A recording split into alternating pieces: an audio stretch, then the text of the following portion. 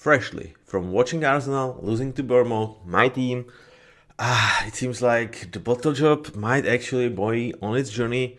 It's time to do the Buccaneers episode, because if there is one team beside the Colts that have a really good situation and battled it last year in terms of NFL, it was the Bucs. After half of the season, emeka, egbuka Offensive Rookie of the Year, Baker Mayfield MVP, Bears were on track winning this division and potentially be a contender for a Super Bowl.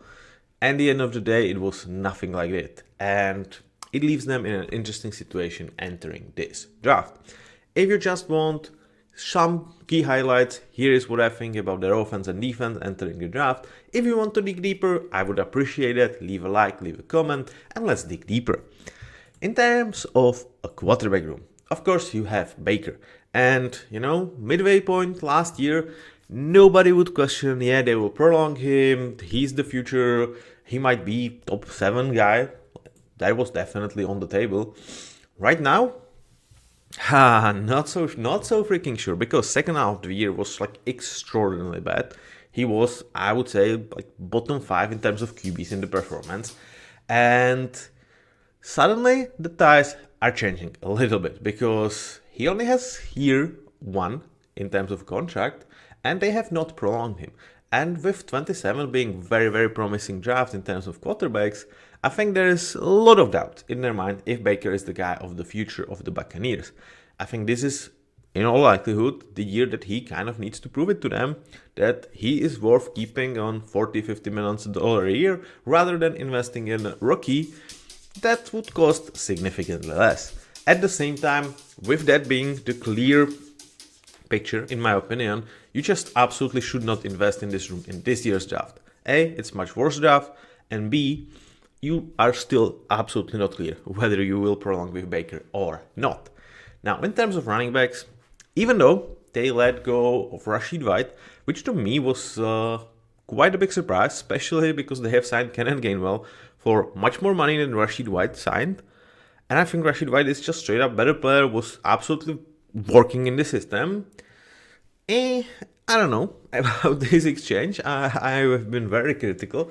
Nevertheless, it leaves this room in a state that I don't think they will invest in. Bucky Irving is your 1, Kenneth Gainwell is your 2, and Sean Tucker is a very nice 3. So a room that is really much solved, and probably not only for this year. Another room that I don't see them investing come this draft.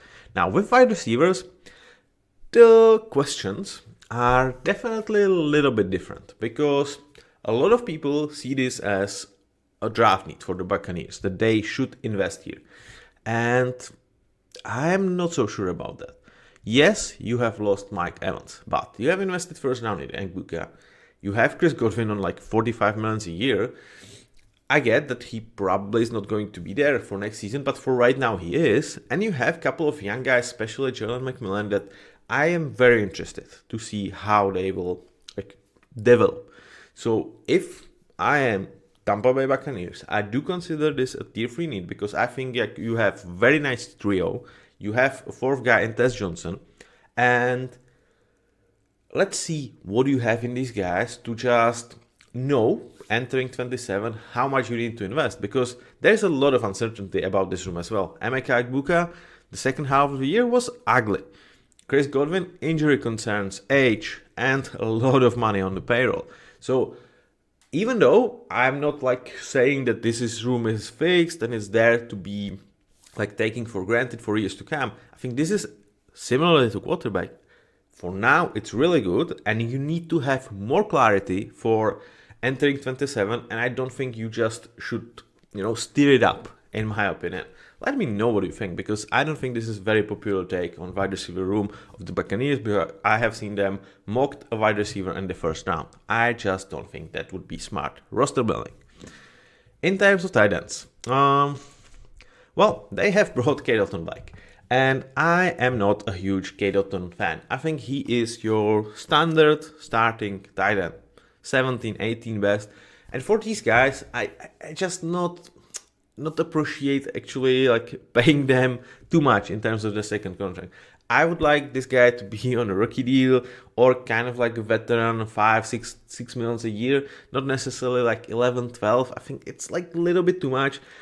I do understand it has been working, but he kind of limits yourself in terms of looking for an upside, unless you are actually like Chicago Bears and you don't mind this. You are okay with having Colt Matt and next to him, Colston Loveland, or Dawson Knox and Dalton Kincaid in terms of Bills.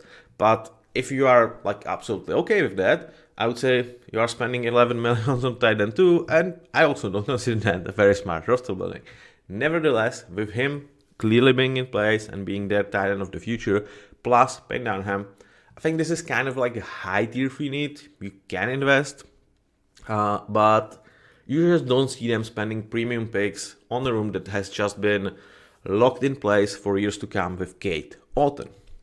Their offensive line, I would how to be absolutely clear about this.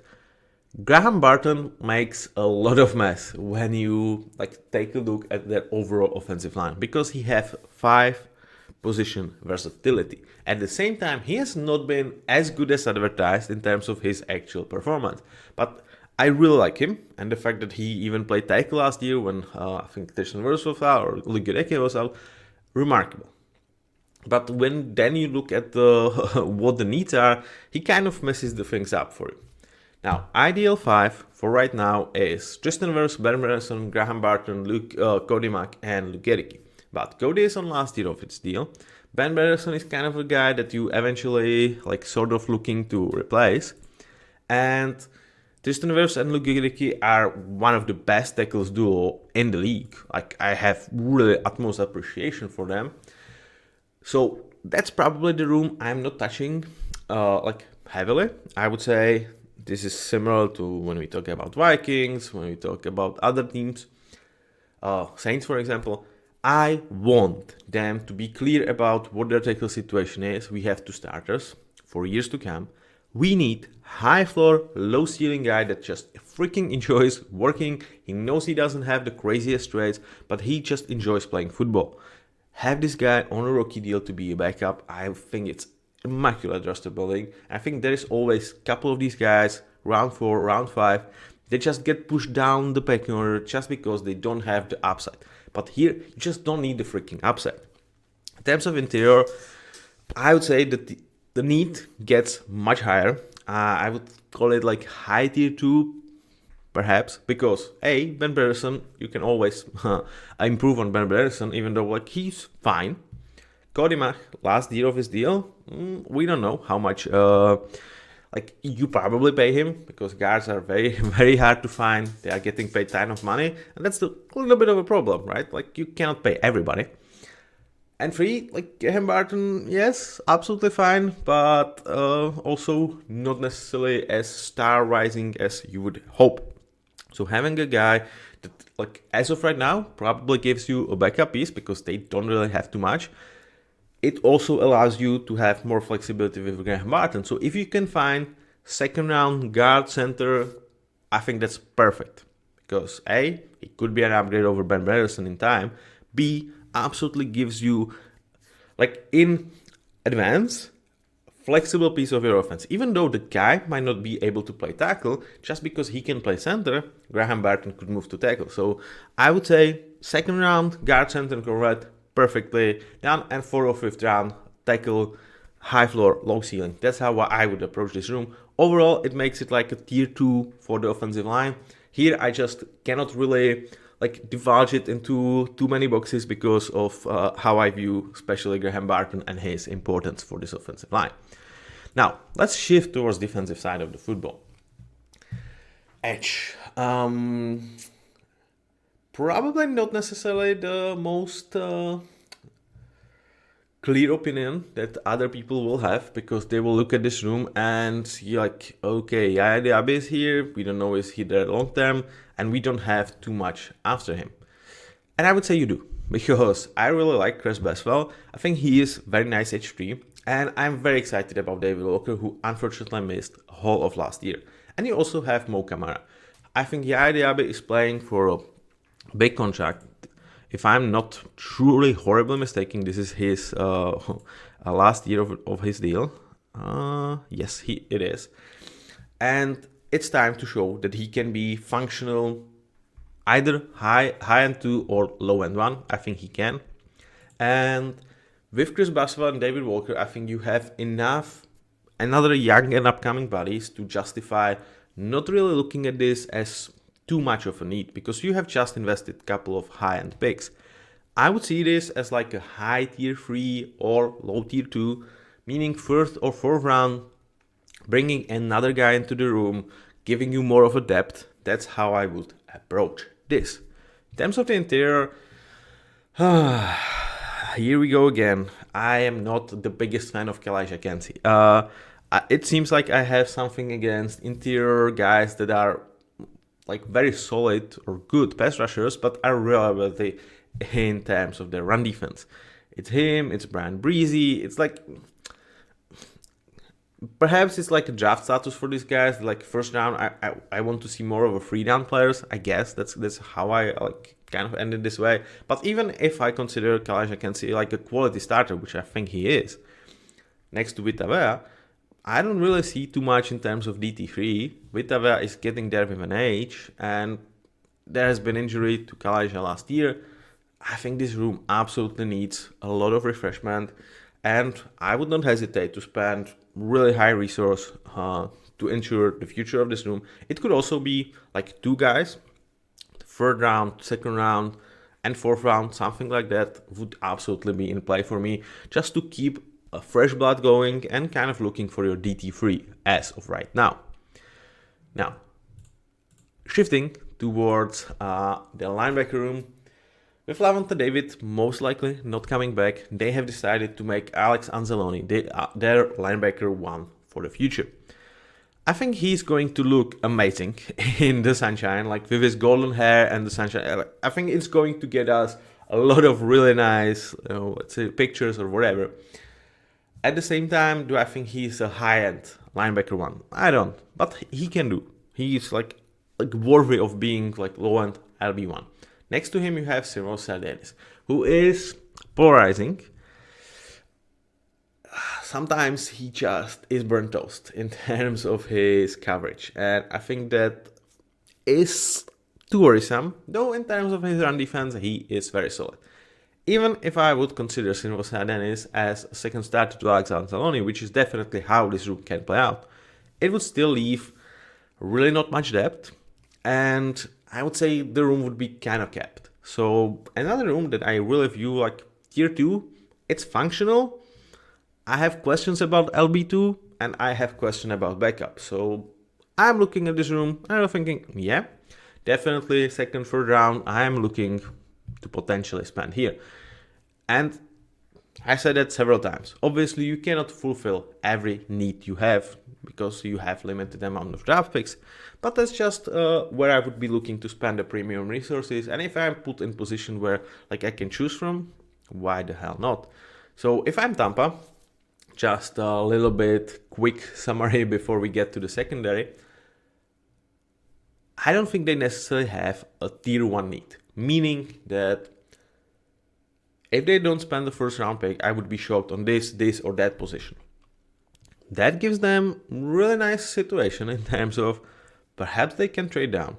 Though in this draft specifically, with like kind of not really clear like super cuts off, I would say like blue chip players and like really like the first round clear guys, I think it's going to get harder for trade down. But if I'm Buccaneers, I'm listening to offers, especially if there is potentially like some hype around Ty Simpson, and they're kind of sitting in the spot where thinking about Ty Simpson could be a possibility for some teams. I'm not saying it would be smart, but we know how teams are with the quarterbacks. Now, ending with the secondary. They have lost Jamal Dean. He is no longer on the roster, and that's a big loss. At the same time, they have made several investments into this room, and starting trio of Zion McCollum, Benjamin Morrison, and Jacob Parrish is kind of okay-ish if you are a developmental team that are not looking for Super Bowl win, which is kind of what I don't think Tampa sees themselves as right now, especially when like Baker is potentially like heading out of the door after the season. They feel like this is the year, but at the same time, should it justify you spending a premium resources trying to replace Benjamin Morrison, whom just spent second round pick? I don't really think so. So it kind of puts you in the territory where we have starter that we believed in enough to spend the second round pick on him. He struggled year one, but we should not give up on him so far. Luckily or unluckily, depending on how you view it, this room has a huge problem with the depth. So spending sort of premium resources, which would be my tier 2, is like, even though if this guy is working, we need backups. We need 4 CB. We need a guy that could overplay Jacob Perry. So another tier 2 need, especially because the depth is not there. In terms of if they go with the Zion, Benjamin and Jacob as their starters for next season, I don't have too much problem with that. I think the development of these guys could be crucial for their future. At the same time, the backups are just not freaking there. Safety, the starters. Antoine Winfield and Tyke Smith. I mean, is there a better safety duo in the league?